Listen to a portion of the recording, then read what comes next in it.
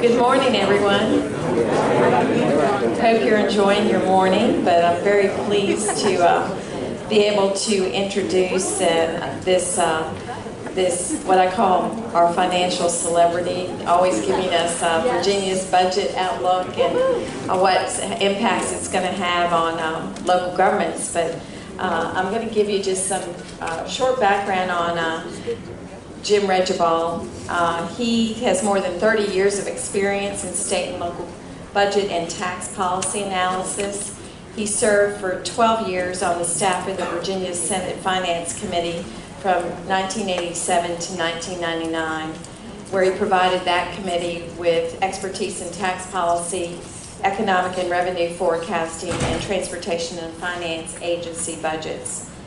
In 1999, he co-founded Fiscal Analytics Limited, where his expertise in state and local budget and tax policy issues have been provided to local governments, business groups, trade associations, and nonprofit organizations. So he's very well-rounded. His local government clients currently include not only the Virginia Association of Counties, also the Virginia Municipal League and the Virginia First Cities Coalition.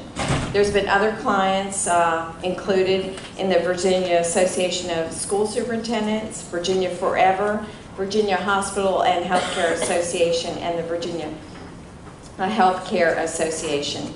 He holds a BS in economics from the University of Pacific and an MBA from my alma mater too, Virginia Commonwealth University. I'm pleased to introduce Jim. Thank you.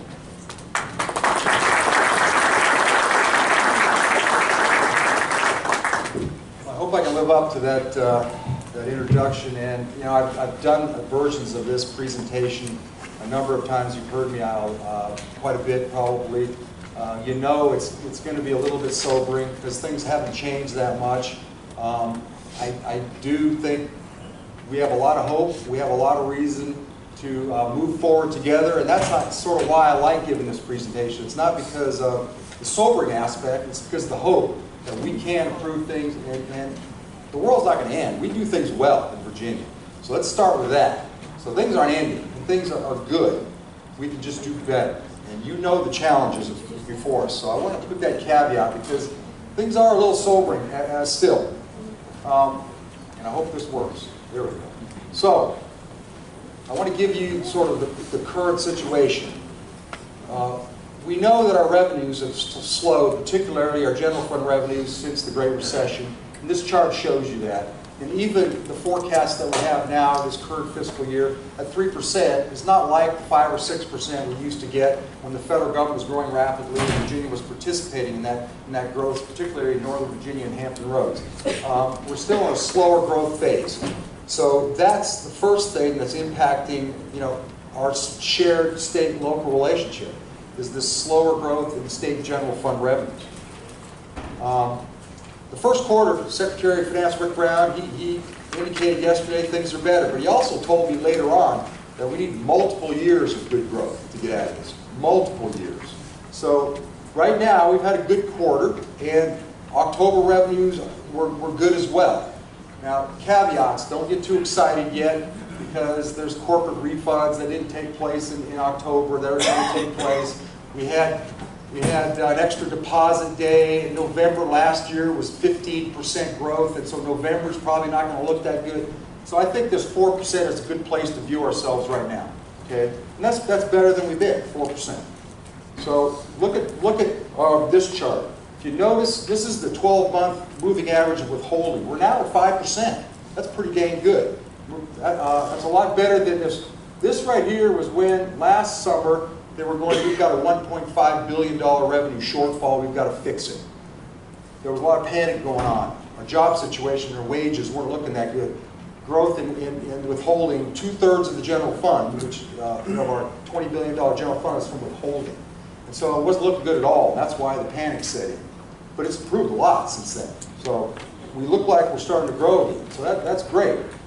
However, here's been the problem over the last 5 years. What this chart shows you is that, and you've heard this before, we've had a lot of high-paying jobs, particularly in Northern Virginia, the sequestration, the slowdown in federal spending in Virginia because of the federal problems. You know, high-paying jobs have been being shed. They've been replaced with low-paying jobs. And so that's been the problem with low growth in general fund revenues. Is we've had the low unemployment. We do in Virginia. It's just that a lot of the jobs, look, so I broke it down, all the categories of jobs, you know, service jobs. I've got an appendix if you want to look at how I broke this down at the very end of your handout. I won't go through it, but so all the jobs under 1,000, over 2 million jobs, they average $36,000 a year in payment. The ones over 1,000, almost $85,000 a year. But look at the growth in those versus the growth in those over the last 5 years. So there you go. There's one of the issues of our economy. Slower paying growth in high wage jobs. How did we solve that $1.5 billion problem? This is instructive because this is sort of how we've handled our budget problems. We pushed it to other entities like parents and students in higher ed, which much less state support. We pushed it to localities to handle more and more of the public ed, the public safety, and health and human services, because there hasn't been general fund revenue growth. So we handled this 1.5 with the use of our rainy day fund, well over $500 million, including $272 million this year, which we're not going to have for next year and the year after. And the budget's being developed and put out this December. We did raise revenues, so it got better. They started seeing better revenues as the year went on. So we ended up with $132 million surplus. That includes transfers as well as just general fund revenues. We took a bunch of unspent agency appropriations. We used capital, money that had been issued for debt for buildings that was unspent, and brought that back for cash and used it for operating support. We have to issue more debt to fill the final, finish the buildings. We had better lottery. We took money from the literary fund, and Secretary Brown said that's not going to be available this year like it was in the past.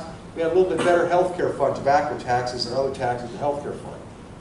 Of course, you know that one of the ways they solved the budget as well, they got rid of the original salary plans, and they moved it to the end of this biennium. The teachers aren't getting their raise, I think, until February, the 2% raise. So it didn't cost the biennium very much, but it's going to be annualized the next 2 years. So again, another hole that has to be filled, that, because they have to prove 2 full years of 2%.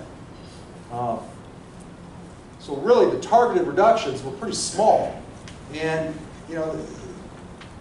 one of the ways, like full disclosure, there wasn't no policy changes to K-12, but they reforecasted lower sales taxes because they didn't come in like they thought. That's a direct, the school-age population distribution for sales went down.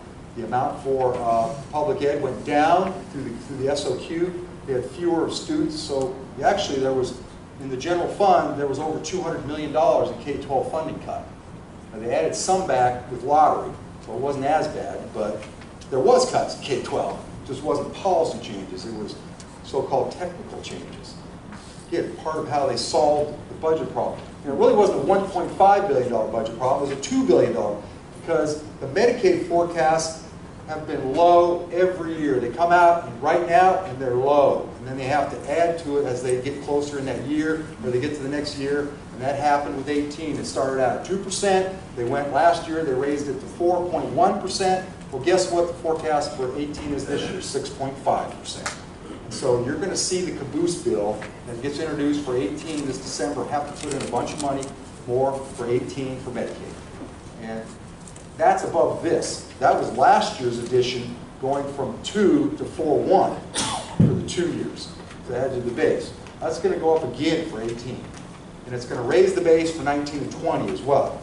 So beware of low forecasts for Medicare. I'm going to talk about that in a minute. Again, they had to increase compensation, and actually the Children's Services Act, they added that for compensation, $161 million.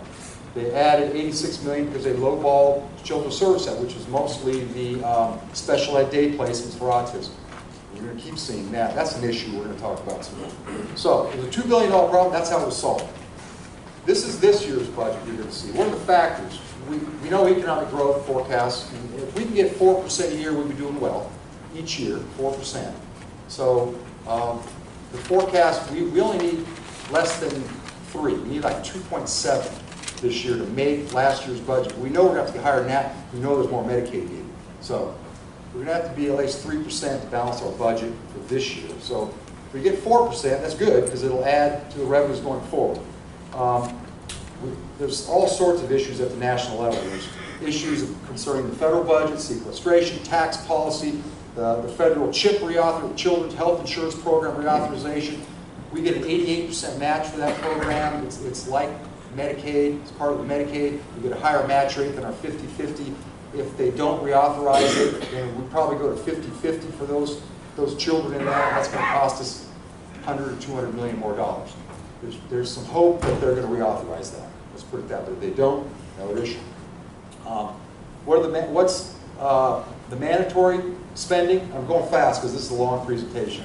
We know SOQ rebenchmark. It's interesting. The secretary says 491. Everyone says 491.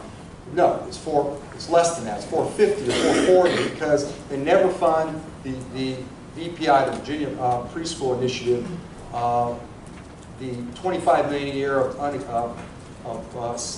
counties and cities that don't use all their slots. They never fund that. So it's disingenuous. It's really 450 is what the amount is. We know there's going to be Medicaid growth. We know we're still working on the waivers for the DOJ settlement in mental health. We know there's authorized but unissued debt that is going to be done. We know we're going to continue to raise our debt service costs. Employee health costs, we know we're going to go up. In fact, in the SOQ rebenchmarking, that growth over 2 years was 10%. So we know there's other state employee health care costs that are going to grow. And then we know there's going to be CSA increases as well. So those are mandatory. What are the priorities? What are the things that they should do, but they don't have to do, so to speak? Well, Chairman Jones, House Appropriations, made it clear, and the Secretary talked about needing to set aside monies for reserve. That has literally been their highest priority, what they talk about. Is putting aside money to make Virginia more liquid so that Wall Street will keep us a AAA credit rated state. So we don't have, our liquidity isn't that good. We've drawn down a rainy day fund. We don't have any fund. We don't have much to set aside. They've already set aside $130 million. That surplus is gone from last year because they've set it aside in cash. That means it can't be used to fill in the holes in K-12 and other things. They want to set that up. They want to get that fund up to about $350 million over the course of the next 5 years. So that's their top priority. It's setting aside money. We know that we need employee compensation increases. They haven't. They've been hardly any since the recession. Very little, both teachers and state employees. So that's always a priority. You know about economic development. Mental health is a big priority. We have been raising funding for that. It's one of the few areas that the General Assembly has been putting more money into. That's continuing to be a priority. So and that's a priority for you as well to have them do that. So that's good. Water quality is a priority. Putting money there, especially the stormwater fund. And so periodically they put money there, but it takes sort of excess revenues to be able to do that. Now, the WQIF is going to get some money because of that surplus. So that'll help a little bit. Some of that surplus was put into, that gets 10% of both balances and the surplus revenues.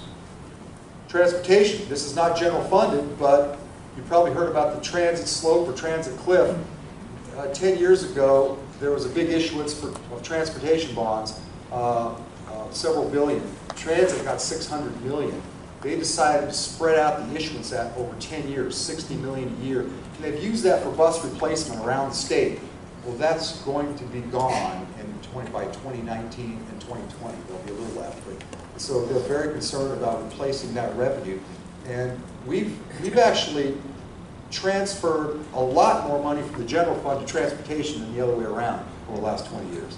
We've taken 1/3 of the insurance premiums tax into the priority transportation fund in the middle of 2000. That's $130 million a year. We took a slice of the sales tax in 2013, 10 basis points, now going to transportation. So we've got ongoing jump in revenues that have gone to transportation. And right now there's no plan, no way, not only the statewide transit capital issue I just described, but WMATA. That's a separate issue other than this overall statewide. And there's no, people are trying to think about how do we find money for that. see, governor say you might have a plan for the WMATA, not the transit capital cliff issue, but the WMATA issue. We'll see what comes out there in December. So I want to give you a little easy chart to look at how to think about this coming budget. So why I say we have revenue growth looks insufficient. So let's say it's 4% a year, this year, next year, next year. That'll actually be more than 2 billion, a little bit more than 2 billion, about 2.3, 2.4. So it's good to get 4 this year. I was assuming here at 2% being hitting the revenue estimate of 3.2 and then getting 4 the next year will get you about 2 billion. But let's say we get 4 this year each year, that gets you more than 2 billion. And so, okay, but you got to take out the reserve they've already done out of that. You've got to take out the one-time rainy day fund. I've actually had a brain melt here because you got to do that twice. So this actually looks better than it is because you got to take it out of 19 and 20. You're not going to have either one of those years. And so that should be really 550 million, that negative 272, okay? The 90 should be 180, because that's for 18 as well. Because you don't have that. You have it in 18, but you don't have it in 19 or 20. And then Medicaid, they have it right now at 671, which is incredibly low, believe it or not. I'm going to show you why. They're forecasting 6.5 this year, 2.3 next year, and 3.4 in 20. It has never been that low. In 30 years I've been around, not even close. And I'll tell you why they're forecasting that, and I'm very skeptical, as you can tell. There's your Medicaid rebenchmarking 450. You see the debt service increases, so I get that negative 300 to 300. It's really kind of negative if we even get 444, because you got to really make that 500, not 272 and 180 up there. Sorry, I messed that up. It's a simple way to say, okay, how much money? And then down at the bottom, what's left for everything else? All those high priority items. You know, I don't even have CSA up there. You know, additional spending for that. I don't have any of the high priority on that sheet. Salary increases or more help beyond rebenchmarking for K-12. So, $2 billion in new revenue doesn't get you that much. That's the problem. That's why I'm going to stand up here. I hate saying this, but unfortunately. That's why you see shaving, cutting, grabbing balances, taking it from various places, you know, hoping the lottery grows more, solve your problem. That's how they, you know, it pushes the problem down the road, is what it does. And then it starts. So here's the Medicaid forecast. Remember, I said this at one time was they tried to do the same thing. This was 2%. They tried to do the same thing in 17 and 16. They were way lower originally. That's what they came in at. 93, 72, you know. Now it's 6.5. I don't know if that's going to be true. The way that they got to 2.3 and 3.4 is come this January 1st, they're moving from 30% of Medicaid enrollees in Virginia under managed care, where you pay a single rate and they say we're going to take care of all your costs in this contract. They're going to move to 70%, mostly through the long-term care, people in the nursing home, long-term care facility, and the behavioral health. They're going to go from 30% statewide to 70% of people in managed care. We've had experience with managed care. We've seen how it works. How we are now assuming that going from 30 in these long-term care is going to produce, essentially this first year, is at the same rate as growth in enrollment. 2% growth in enrollment. So that means there's no healthcare cost inflation increases at all. I'm just very skeptical of that. I hope it's true. We kind of need it to be true for those forecasts. I kind of hope they're right. Here's part of the problem. The over 85 population is the fastest growing segment of our state. And those are the ones that go into long-term care facilities mostly. And that's 60% of Medicaid is long-term care. Hard to see the demographics sort of complying with low growth in Medicaid, with or without expansion. Because those are the folks that go into long-term care. Here's the debt service. This is, our last authorization was a couple years ago, 328. Those have not all been issued. And so it makes it problematic to issue, to authorize more. We haven't finished this tranche. You can see the line of debt service, how it's grown. It's almost $800 million now of a $20 billion general fund budget. So it's the fact that we haven't supplied money to higher ed at a very high rate, but we've used debt to help them with their buildings coming home to roost. Now we're paying it through our operating budget, the debt service, even with low interest rates. Here's why we're worried about, one of the reasons why we're worried about AAA. This blue line is Virginia. This is debt per capita, our debt per person. And, you know, $1,400 per person in Virginia in debt. This is the average state. Single A, double A's are in there, all the, you know, the 8 or 9 triple A's. Here's the other triple A. They're going down. We're still going up, our debt per capita. That's why Wall Street's taken a little bit of a jaundiced eye at Virginia's triple A credit rating. Plus, we have low liquidity, like I said, used for our rainy day fund. We had to use our rainy day fund when there wasn't a national recession. That's why we're on negative credit watch. I took a look at, okay, to give you a real bird's eye view of how we spend our general fund money in the state, to go back, and this is what you don't see from most state policymakers. You don't see a broader look. So from 01 to 18, this is the compound growth rate in appropriations by type of general fund spending. No surprise, 7.3% annual compound growth in Medicaid spending since 01. Okay? And that's why it's been eating up our general fund. And it continued the last 9 years, same basic rate, 7%, compound rate. Debt service, again, we've talked about that just now. The next highest, pretty far down the road, and only because of recent expenditures, the last 5 years, is mental health. So that's kind of gone up in the priority level, and that's why you see it over, and it's grown. Well, public ed is less than the growth in compound growth in the total general fund because of those, this one mainly up here, less. Higher ed, way less. And I did this chart for a natural resource study, how we compare to other states, how we're spending. And so that's why I did this. We'll look where natural resource spending is. Now, I'll be honest with you.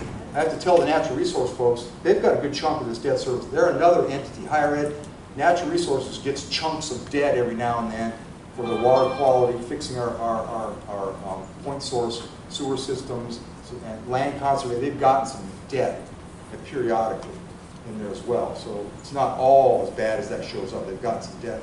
And so again, higher ed, same. They've got some debt to make up for the operating.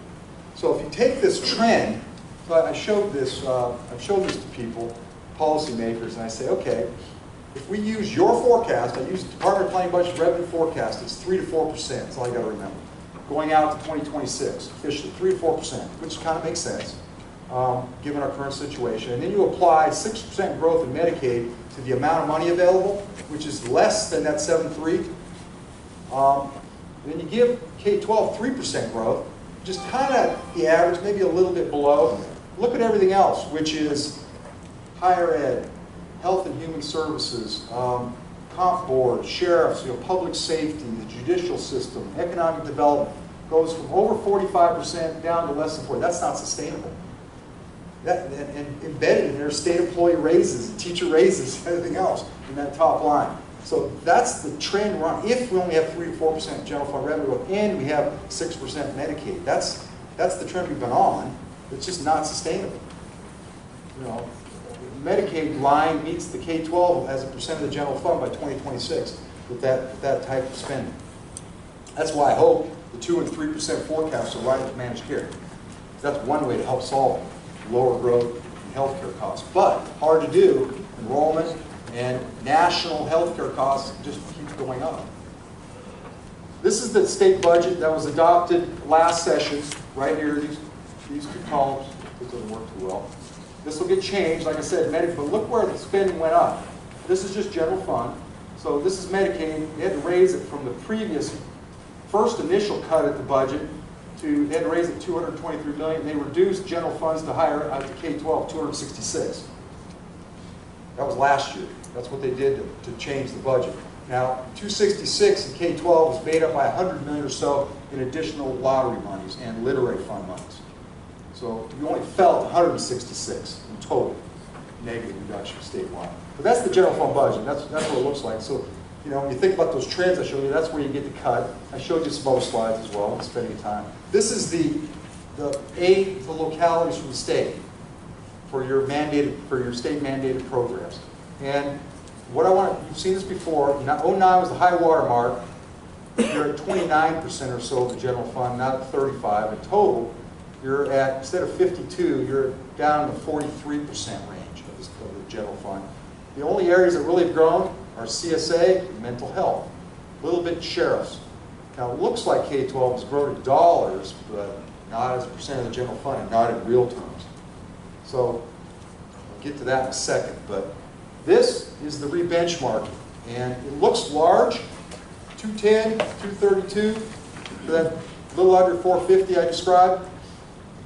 Rebenchmarking, the largest single component is always salaries. It's always pay.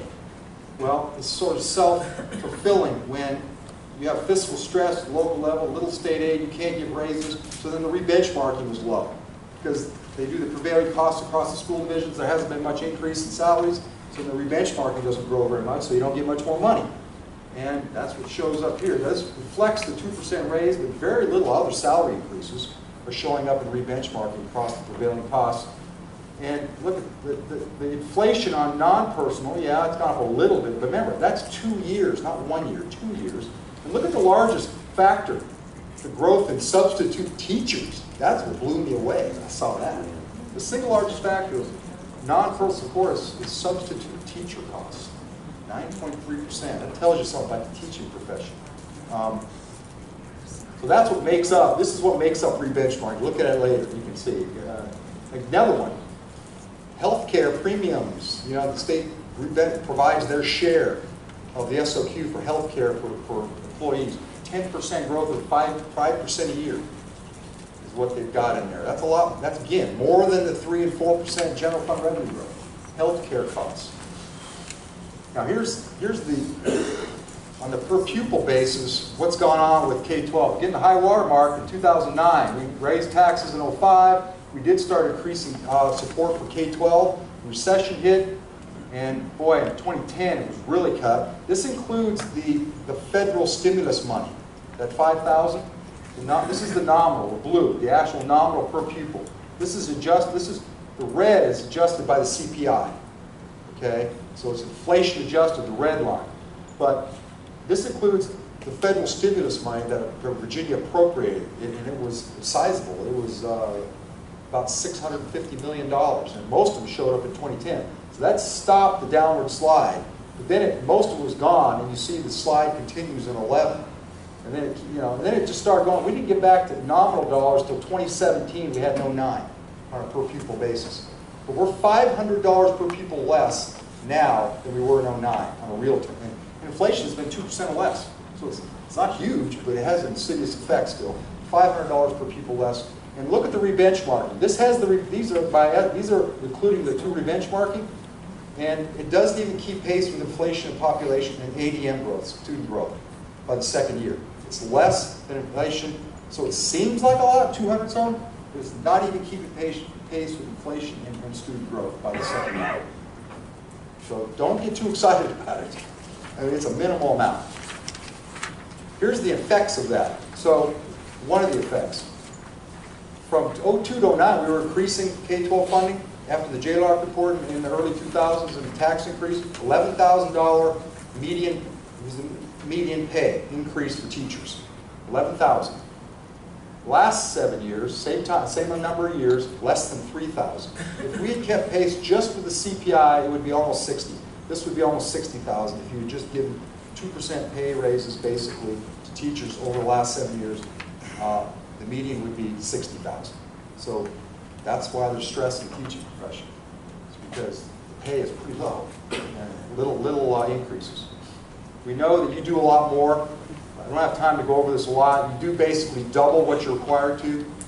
Instead of the 3.9 billion match the SOQ requires you to spend, you put 7.8 billion in localities into this $14 billion school expenditure across the state. It's a $14 billion enterprise.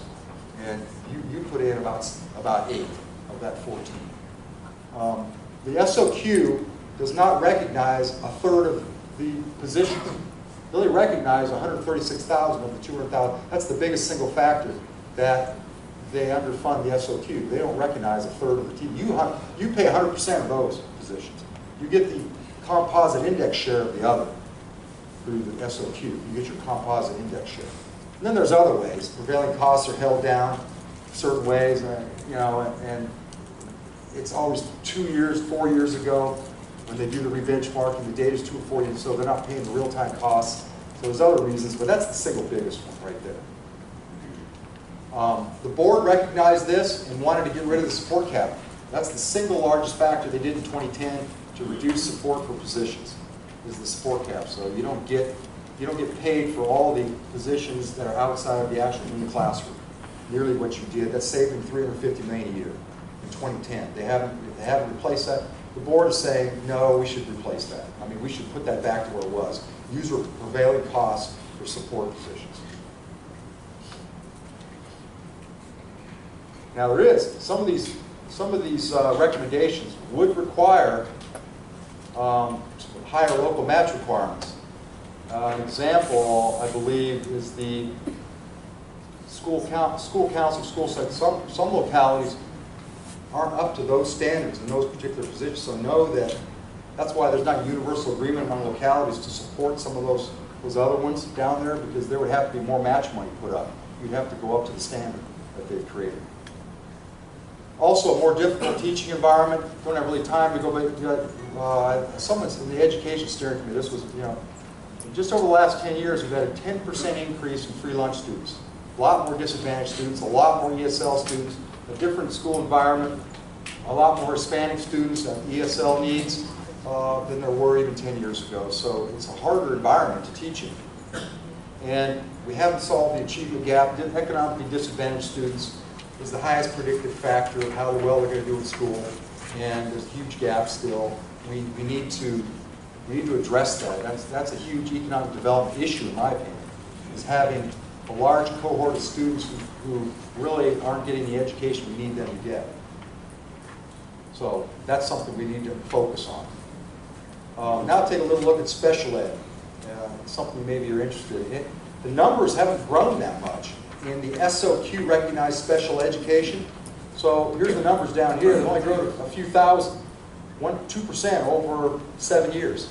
Latest data I had. Not very much. And the total amounts in the SOQ is only 2.7%. Now, you've moved some of those to your regional tuition programs. So that's part of the explanation. The last one is like juvenile detention centers. That's not nearly as big as you see, but there has been some movement to using, special ed kids and moving them to being taught in these regional where things seem to work better somehow. But one of the reasons why there hasn't been as much growth in the SOQ program in your public schools is because they've been moved to private. The autism kids being diagnosed in particular have been moved to much more private day placement outside the school.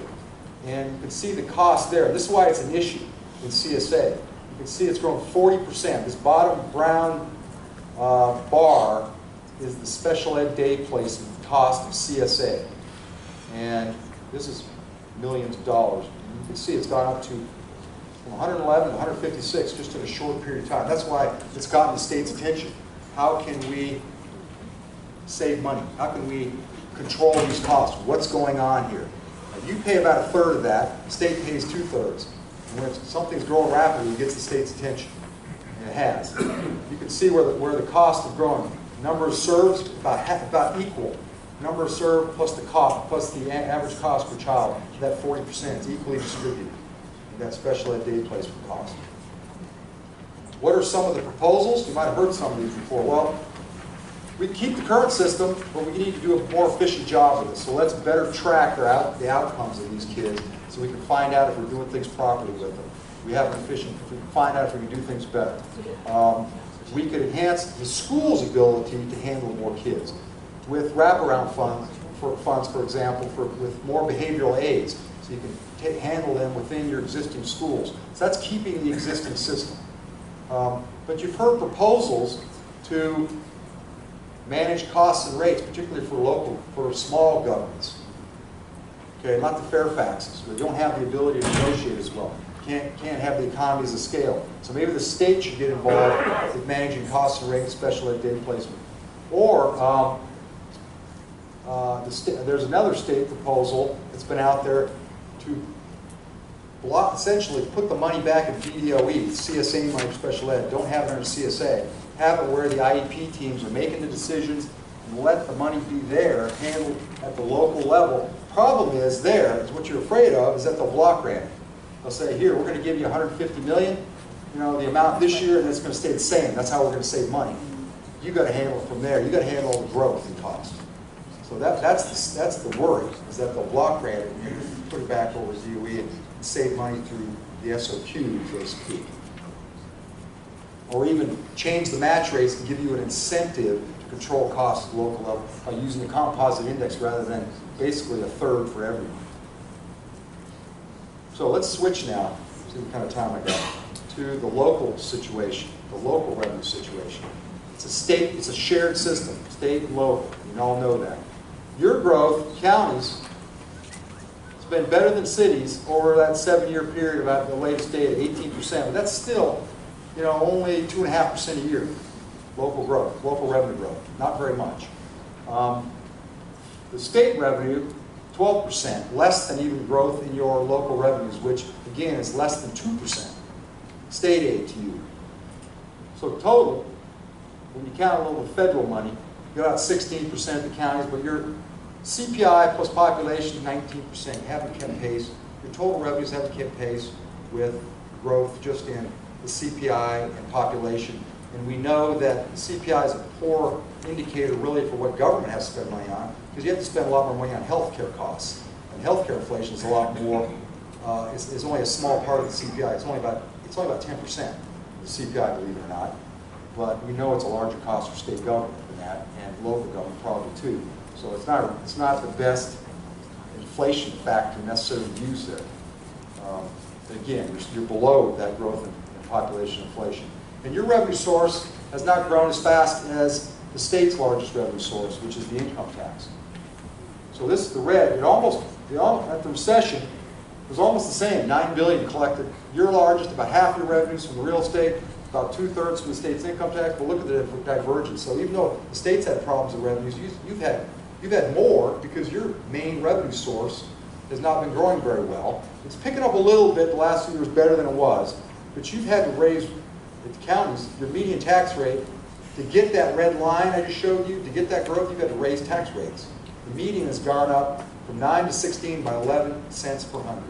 The median county tax rate. Not everyone's raised their taxes. Maybe a few have lowered them, but the median's 11 cents higher. The city's even worse. And the burden is on you. All the national indicators. This is put out by JLR. This is the state's own, audit arm and study group. This is the rankings they compile. You can see that the burden. We're a fairly wealthy state, not quite as wealthy as we were. Again, slow growth of revenues is reflected there.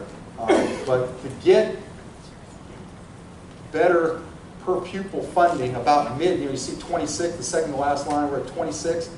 That requires local taxes to be funding a greater share of the state.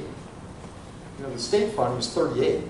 We're at 38 out of 40, even though we're a rich state. So you've got to provide the funding at the local level to get us to be sort of a median state, median on per capita. But remember, our percent of personal income, we're 11. So if you're doing on percent of wealth, that's not a good ranking. And look at the public school teacher average. It was worse. Someone at the Senator Paul said we were 35th. We were a couple years ago. We've gotten a little better because other states have gotten worse. They've got fiscal problems too. So we're 29th now according to jail.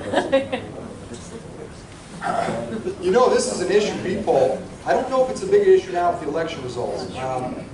There's been a lot of discussion in the General Assembly about how our rankings have gone down in terms of being a good place for new business to come in. And they pointed the finger at M&T and B-poll as being the reason why. Well, particularly M&T, but National Rankings got it wrong, and I'm going to tell you why in a second. And Joe Lurch is the guy that gets credit for finding this out on your staff. But B-poll has been an issue, but it's the same size as the state's corporate income tax. And what people don't realize is that the squeaky wheel on B-poll has always been the mid-sized retailer. It hasn't been the large law firm towers in downtown Richmond that have very high margins. They don't care about the 50 basis point or whatever tax. That doesn't bother them. Costco and Walmart and Sam's Club and Kroger, they operate in New Jersey here. They're 20 cent retail. It's just a cost of it. Doesn't bother them either. And anyone with high, it doesn't really bother, like me. Now, don't have any expenses. I pay a B-poll in Richmond. That's not large because you have a high margin, you know, not many expenses. So where's the problem? It's the 25% of retail. Retail is 25% of B-poll collections. And so in total, you get 60% of all B-poll paying under $100 a year. So take that off 60%. And then the real big guys, the Walmarts and such, are paying 60% of the total payments. That's only 5%, that's 3%. 3% of the B-poll payers pay 60%. So okay, they're not really a problem either. They're not the ones squeaky wheeling. It's, if you're near Richmond, you know Cary Street, it's the Chamber of Commerce retailers who are between 500,000 and 2 million or 5 million sales that might have only a 1 or 2 or 3 or 5% margin on their sales. Low margins, relatively high sales. So let's say you sell $2 million, you pay 20 cents, you pay $4,000 in B-poll tax, but you're only making 2% a year on that, so you're making 40 or 50,000. Okay, they're complaining. Guess what? That's not a $728 million problem, Jim. That's a $50 million problem. That's a $50 million group of people and we can solve. There's a lot of ways to solve that. Okay? So we don't need to get rid of all B-polls to help Walmart or the guys who are paying less than $100 a year. It's that small cohort of high sales, relatively low margin businesses, and we can solve that in lots of ways. M&T. Look at this is who gets the M&T. It's highly concentrated. Replacing it is an issue because how do you get the money back to those who really rely on it? And they already have figured out, most of these localities, to arrange their rates, much less than tangible personal property, arrange their depreciation schedule to make it palatable to the businesses that they have. Look at who's over here. Highest reliance, Allegheny, Covington, a lot of counties here, actually. A lot of counties that rely on B-poll more than 5%. And most of the counties, actually, which surprised me. So you are affected if there's proposals to do something with M&T. It's concentrated, and the way the national rating agencies got, the guys who are doing these publications got it wrong, is they assumed that you were using, and Joe found this out in their methodology, that you're using the full tangible personal property tax rate, and it's just not true.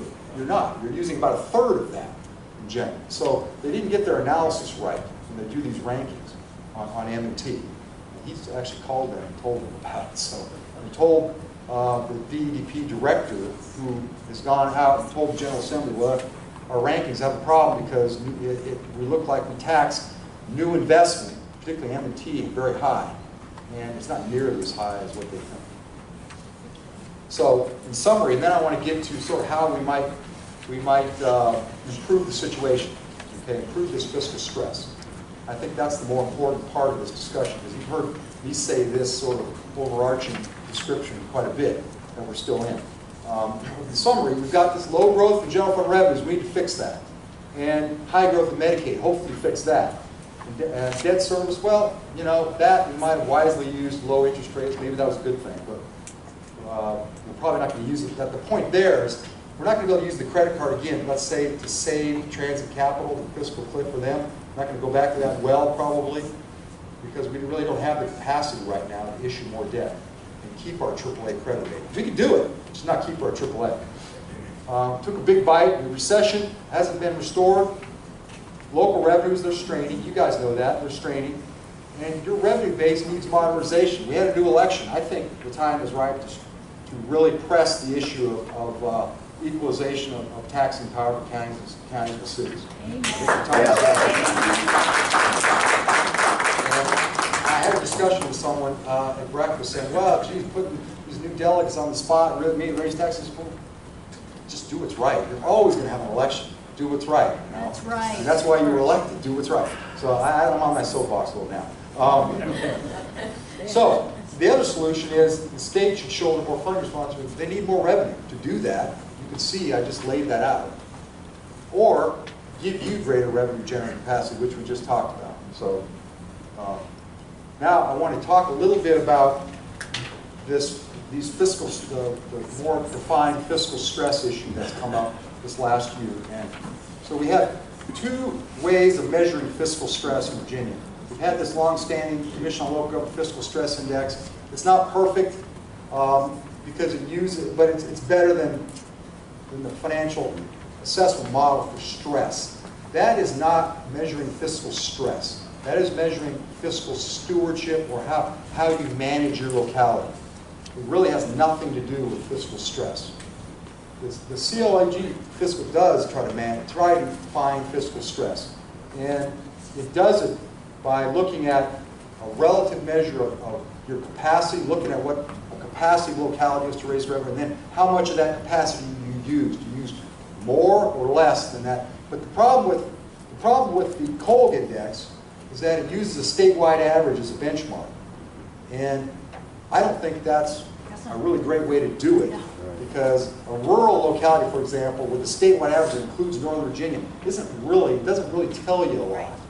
Okay, so that's sort of the biggest problem with that fiscal stress index. It does have median household income as well, which sort of is supposed to be a measure of poverty, and so that sort of helps. And so it does get to, at the end, kind of anecdotally, you look at the list and you say, well, okay, that makes sense. But not completely, because you don't see many counties on there in fiscal stress in the top 30. Look at what I think a good fiscal stress measure should be. Early identification of troubled fiscal stress localities, an accurate measure of whether they're deteriorating or not, or getting better, and then the last thing, which we have zero of, an indication of the policy solutions to help fix it, or help them in their fiscal stress. I want to talk about that a little bit. So what should we do with this new FAM model that Auditor of Public Accounts is asking you to provide your CAFR with? How can we improve it? And Katie did a good job of describing this in the Finance Steering Committee. Some of you might have heard of it. Collect more information in front of qualitative information. Why have you issued more debt? Why are your liquidity levels down? You're building a new school, for example. Do that up front. Maybe put some of that Commission on Local Government Fiscal into the FAM model. Put some of that, like per capita personal income, into it. Give it a little broader definition. Because right now, what that FAM, I neglected to say a second ago, what it's really only measuring is debt and liquidity levels in the main. And then whether your expenditures are growing more rapidly than your revenues. Those are really the three things. But what's really influencing the bad scores is your debt levels and your liquidity levels. How much reserves do you have? And so assign some weights to those. Don't, give that overweighting, those two ideas of debt and liquidity, because that's pretty much all they're measuring. So you got to kind of weight that in your score at least. And then don't compare across all localities, group by locality type. Group the rurals together, the suburbanizing, the suburban, the rural, the northern, group them together and then compare what their situation is. That makes a lot more sense to me. And then finally, don't publicize these scores. Not only put down maybe a green and orange caution after you've done your background work, gone back to them, say, okay, these are a caution, we're looking at it more, but don't publish them. And for one real reason, you as local elected official, would probably hate to have your score go from 60 to 50, which is still acceptable to the state, but people are going, why did you deteriorate? Well, it's not a deterioration, okay? Again, as described, it's a debt, it's a management. It's really kind of measuring, you might have issued debt for a good reason.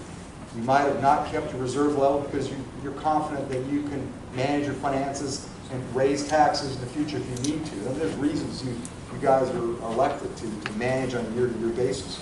So those are some ideas to improve that FAM score. And Katie and others in your staff are working with me to try to get that across to the APA. So what I have here is the left column, I know it's an eye chart, is the top 30 COEG fiscal stress. You'll see only 6 of the 24 of the 30 are counties. So that's where I go back to that benchmark, state average. So it's mostly cities in there. But my point about the FAM score not correlating to stress, well, Emporia has got a 75% FAM score. Remember, 16% is where they say we need to come in and take a close look at you. You've got problems potentially. They're not even close to that. Most of the ones that are high fiscal stress, only a couple. Petersburg, Bristol, which is clearly a management issue, but they decided to do something there downtown. And then Buena Vista, I'm sure is in there. You know about them. I'm not as familiar with maybe a couple counties. I think Page is in there. I'm not familiar with what's happening there, but there's no correlation FAM score and COLG score. Remember, those are the top 30, and a lot of them mostly I do fine on that FAM score. So again, COAG is a fiscal stress measure, not perfect. FAM is a fiscal stewardship measure. And I tried to correlate it to, okay, how well is the revenues down? We need to look at that now. These are the counties. You can go back and look. These are all the counties. Your scores, like I said, there's only a couple, Richmond, Page, Northumberland's close, that even have close to what the state is indicating. We need to go back and find out why your score is so low. And the next page, you have the hard copies. You can go look at your county is on this. Again, it doesn't indicate, you can manage you could be very fiscally stressed and be managing it quite well. Just not issuing debt, keeping medical reserves, but not doing what you want to do to try to provide the services you want to serve. So, excuse me, a lot of us are asking. Sure. The higher the percent, the better you are, or the Yes, worse you are? yes, So, okay. yes. The FAM score, you will get, APA will come back to you and say, we want to find out what's going on if you are below 16%. That's what they're saying now. Now again, this is still something that's being, modifications are being made to it. That's the current thinking. Is if you're below 16%, in other words, Richmond and Page, they're going to go back and say, why are you not doing very well? So anything above that, they're not going to come and say anything. Yeah, but yet yesterday in the Finance Steering Committee, for those of you that weren't there, there was an example given with regard to the fact that one of these that has a score below 20, one of these counties, basically it's because while the debt was calculated, the asset wasn't, because the asset was set out separately. So that is not included, and so therefore their score would be higher if you pulled the assets in with the debt, but the way they report it is just the debt. So there's issues that still... That's what I said, how to improve it. That's the qualitative side. That's why they need to put more of these qualitative up front to find out, you can't just use these ratios the way they are right now. There's too many things going on that could be the reason why. And there's a good example. That was, I think, Stratford County. Yeah, I mean, if you look, because Stratford County, we're AA rated, and then you look at our number, AAA rated, sorry, and you look at our number there, it's all because of the way our assets were reported. Right. That's why I said this FAM score, it's a simple measure of your debt and liquidity, and make an assumption that's bad. That's not necessarily the case at all. The stress rank is out of how many? Oh, all localities. So is it 150? I can't remember what the numbers, the biggest number of, if you're 111 out of what? 130? 130, what, 2 or 6? I'm forgetting off the top of my head. There's 95 localities, and I think 36 cities. So maybe it's 131 now. It used to be 39, but I think a couple of cities reverted to town status, so I don't think it's 39 anymore. But yeah, they don't really measure it that way. They try to put down either high stress, above average, below average, or good. The cold rating. So I think that there's 4 things that we need to focus on to improve the situation. And the first one is we need a better economy. And we need to grow, like Rick Brown said, we need to grow for multiple years better than we've been growing to get ourselves out of the hole.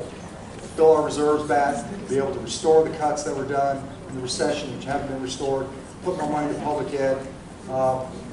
So you got to get serious about economic pride. We've tried to do that. So how do you do that, I think? Well, you got to get serious about the achievement gap and about making high school and community colleges. I think we're doing a better job connecting those to the needs of the industry and companies.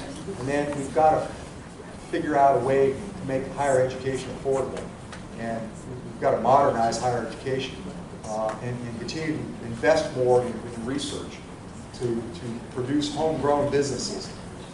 We have a managerial economy in the main, not completely, but in the main, where, for example, in Northern Virginia, they manage contracts issued through the federal government.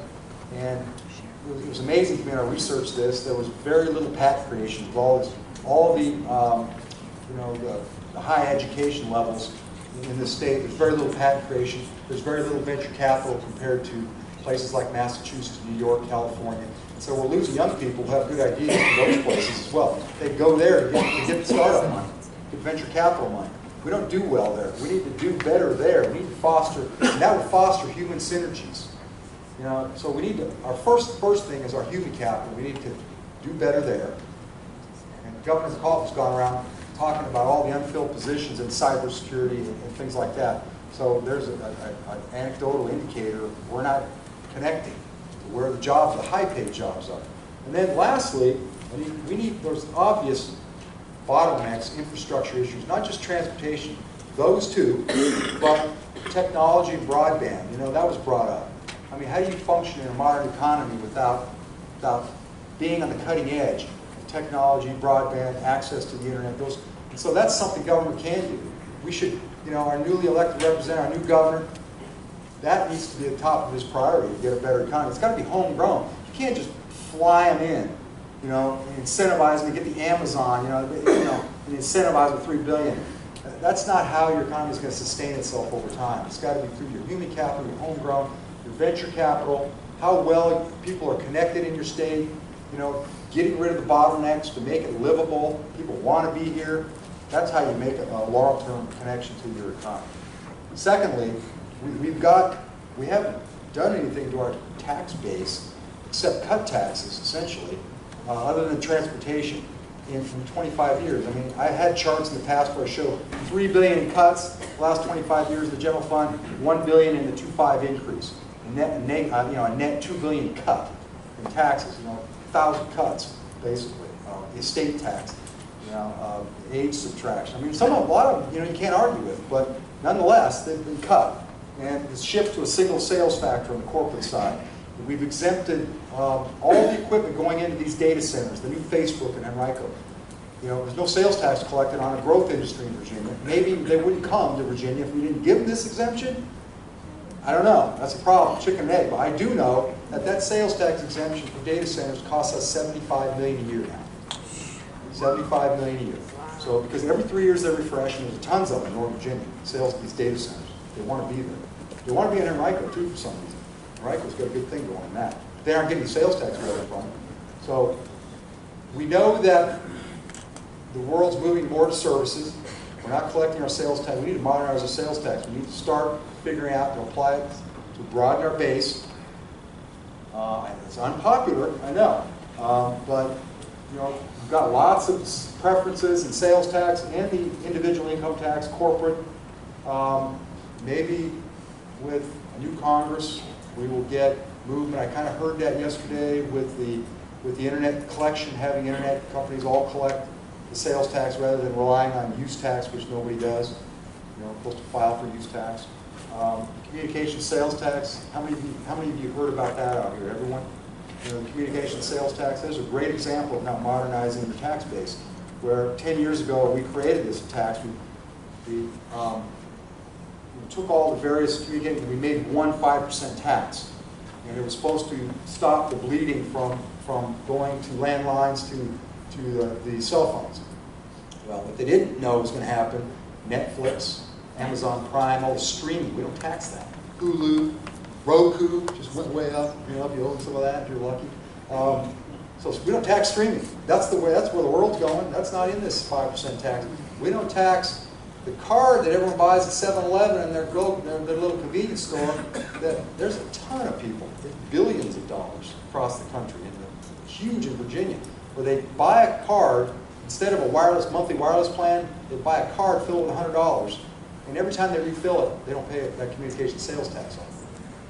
So we didn't know that either 10 years. And it's now 5.3, the state sales tax, not 5. So there's an obvious one that the General Assembly could help localities with. And then, of course, at the bottom, there's the equalizing authority. If you've got more responsibility for public ed, give yourself, you need the responsibility for deciding your tax rates. Pulaski was a great example. The gentleman talked to me about it. They want to build a middle school. They can't apply a tobacco tax to all the truckers going from Mexico to New York and who stop and want to buy a cigarette. They can't apply a cigarette tax to it. So it'd be a way to fund their middle school. So last two things is more focused. Those are sort of broad ideas, and to give your new delegate if you have one. The more narrower is we need more options to help with our local government structure. One example, this is just an example. More incentives for regional cooperation, like school. Let's say you're in a small city and your county says, okay, I'm okay with you going to town status. I'm okay with you doing that. If you do that, the state will say the county now gets the powers of that city. The tax, transient occupancy, meals, cigarette. You absorb the city's powers if you allow the city to go to town. That's just one small example of how we might incentivize more regional, more local cooperation in services. The state can provide an incentive. And I've got another one at the bottom about, really this is about, we call it a dependent city. I got this idea from Martinsville, saying that if they went to combine their school districts, they would give up the ability, if they convert to a town, they would say, we're not going to be able to, we won't annex, we won't allow ourselves to annex legally any of Henry County. So don't worry about that if we go to town. That's one of the issues down there, because towns can annex. And then lastly, the state only has really two basic ways of helping fiscally stressed localities. That's take away their money, take away their state aid, or force them to consolidate for the county, or undo like Petersburg. They could have gone, you could have taken away money from them, or they could have said, you become part of Prince George, Chesterfield, Dinwiddie. They weren't going to do any of those. So they don't have. So what they did create this $500,000 fund. They went down there, but $500,000 is $500,000. That's that's not going to go anywhere. So what do we need more targeted efforts. You've got to go out. A lot of these fiscally stressed localities have challenge schools. I mean, they go hand in hand. And so we need to pay more attention to helping them. How do you get a teacher into a challenge school? It's pretty dang tough these days.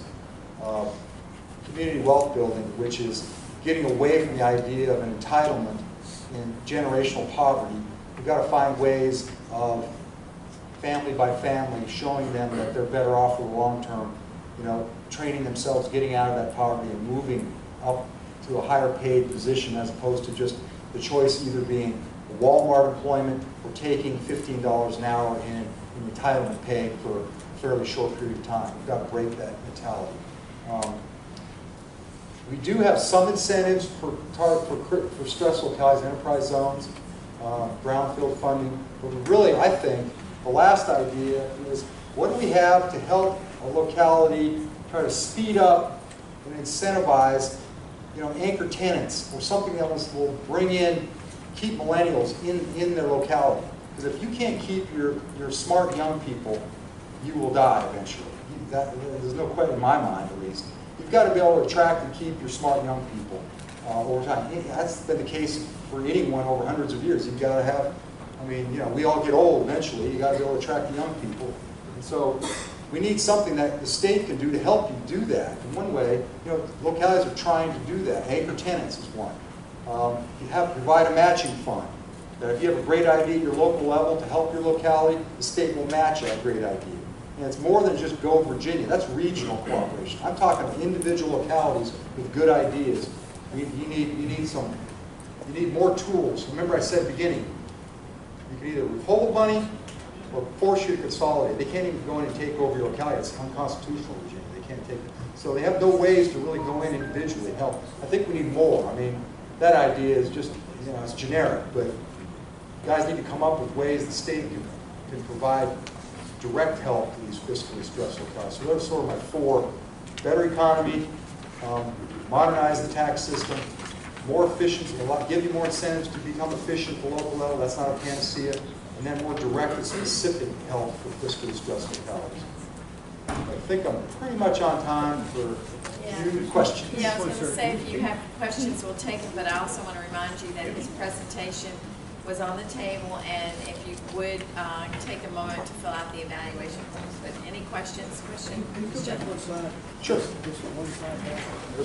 Yeah, what would you say about Marshall City and Henry County? Well, this was an idea at the bottom that one of the mayor at Martinsville told me. He said, look, maybe we ought to create a new category called dependent city, which is a city that reverts to town status but forfeits its ability to annex, the ability to basically combine school systems, have one school system. But, the worry is that the verge of town, then you start annexing as a town.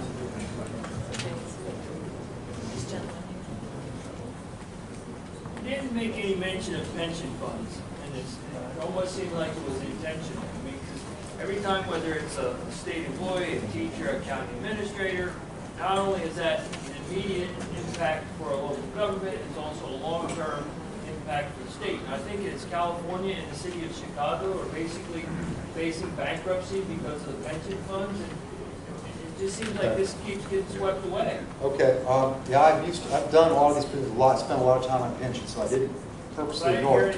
Yeah, it was just, I'm sorry, it was a good point. We have gotten a better handle on pensions than most states, because remember, the state's gone to 2 hybrid plans. They have defined benefit, but now new state employees, new teachers go into a hybrid plan. It's only part defined benefit, part 401k like. And so that is already starting to save money. And we are finally gotten back to paying 100% of our actuarially based rate. So we're in this catch-up phase still, because we spent 20 years of underfunding our retirement system to save money. That was another way to save money, I mentioned too. Push back on localities, push back on students and parents at higher ed. But the state also didn't fully fund the ongoing actual retirement rates. And it saved money at the local level, but it created an unfunded liability. And we've gotten back finally to paying 100%. We also put a year or 2 ago, 2 years ago, 190 million in of surplus revenue, basically unclaimed property. It was a stock. They had a big windfall in stock, unclaimed property. They allowed them to put 190 million in it. We're still only at 70%. We need to get to about, when you get to 90, you're considered fully funded. You don't have to be 90. Remember, these are long-term obligations, hugely long-term. The stock market did a little better this year. They lowered the rate because of that a little bit. It's going to help you out from 1632 to 1568. So we're on the right path right now, if you believe in that change in going to a hybrid system. That's controversial. It's controversial. Like for teachers, you've kept teachers because after 20 years or so, they say, we're going to stick around to get our full retirement benefit. So now it's not nearly as advantageous, the retirement system, to keep teachers around.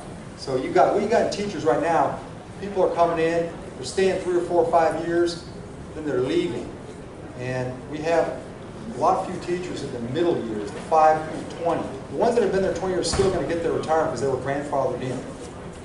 So they're still going to stay, but it's that middle part that we don't have much. So that's a controversial thing. I mean, it's a whole presentation, new retirement, but yeah. Jim, you've done a nice job of pointing out some possible solutions for us, long-term and shorter term. And we've talked a little bit about what some other states are doing, particularly some cautionary tales from Illinois or Connecticut or wherever. But as you look around the country, there are 50 experiments going on in state government at all times. What could we learn from another state that's doing something well, or as you look at something and say, boy, I wish we had that or brought that idea here? Where is something, or what's an idea that you're seeing in one of those other states or in other states that we could learn from and do better on? I think the one that most strikes me is not necessarily tax policy or governance. I think we need to modernize our tax system. We govern ourselves pretty well, pretty efficient compared to other states. We could do better on the structure because we have this independent city county thing, so that's so different than any other state. Right. That clearly we can improve. That's why I put that in. But where I would go to is we can learn from the human capital side, the synergies that we need to create, the venture capital, the homegrown business. We relied on our haunches on this federal money coming in. That's where we have to learn from other states. Right. I think we've got to grow our economy better. That's the ultimate solution. Good. Thank you. I know we have other questions, but I think we're out of time. But if you would like, probably get with Jim and he'd be more than happy to address them. But thank you, Jim, and let me know.